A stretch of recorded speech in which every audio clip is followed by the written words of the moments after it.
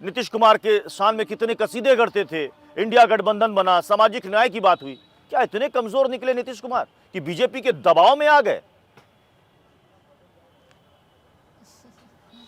देखिए, ये प्रश्न तो मुझे लगता है कि नीतीश कुमार जी से आप लोगों को पूछना चाहिए कि आखिर उन्होंने क्यों आप बेहतर जानेंगे, आरजेडी बेहतर जानती है।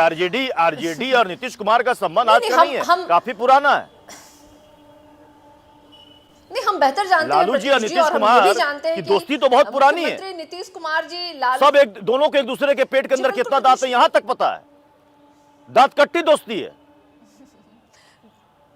बिल्कुल बिल्कुल प्रत्युष जी, आप सही कह रहे हैं। और ये मैं आपको बताना चाहूंगी कि कैसे नीतीश कुमार जी स्वयं एक अन्य मार्ग से चलकर के राष्ट्रीय अध्यक्ष लालू प्रसाद यादव जी के समक्ष आए थे और उन्होंने कहा था कि बीजेपी उनके विधायकों को तोड़ रही है, उन्हें कमजोर करना चाहती है, उनकी पार्टी को खत्म करना चाहती है, मुझे मदद की आवश्यकता है। और पिछले अनुभव के बावजूद भी लालू प्रसाद यादव जी ने तेजस्वी जी को मनाया और तेजस्वी यादव जी ने नीतीश जी को समर्थन दिया और उस समर्थन के बाद महागठबंधन की सरकार बिहार में बनी।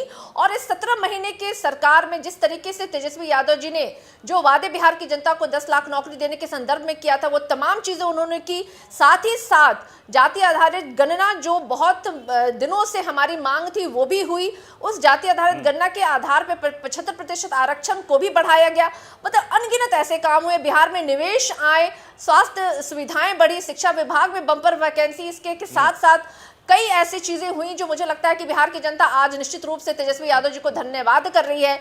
अब नीतीश जी को अगर बिहार की जनता के हित में किए गए कार्य अच्छे नहीं लगे और वापस वो उन्हीं लोगों के बीच में जाकर के बैठ गए,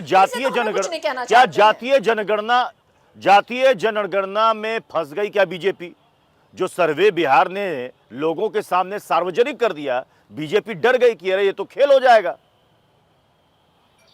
प्रत्युष भाई, एक आग्रह है, मैं बोल लूं, कोई बीच में बोले मत। पिछली बार भी बोल रहा था, कोई भाई साहब बीच में भिड़ गए।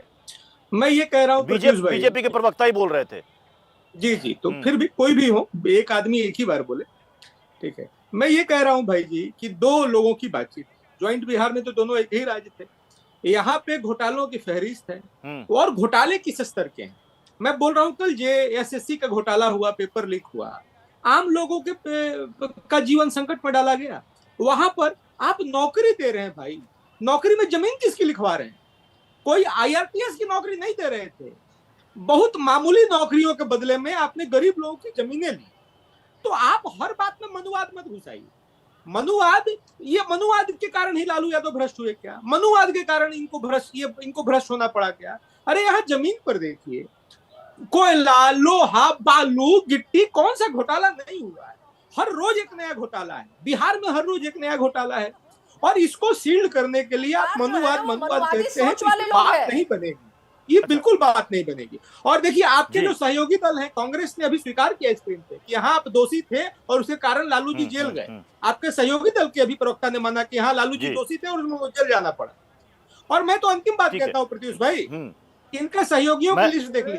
आज पॉपुलर फ्रंट ऑफ इंडिया के 15 लोगों को फांसी की सजा सुनाई गई है। पॉपुलर फ्रंट ऑफ इंडिया ने राहुल गांधी का भी बयान हमने सुनाया। राहुल गांधी के इस बयान पर गिरिराज सिंह ने एक तंज कसा है। गिरिराज सिंह कह रहे हैं कि वो जहां जहां जा रहे हैं वहां गठबंधन टूट जा रहा है। राहुल बंगाल गए, ममता छोड़कर चली गई। राहुल बिहार आए, नीतीश उनको छोड़कर चले आए। मतलब जहां जहां राहुल गांधी के कदम पड़ रहे हैं, उनके सहयोगी उनसे दूरी बना ले रहे हैं।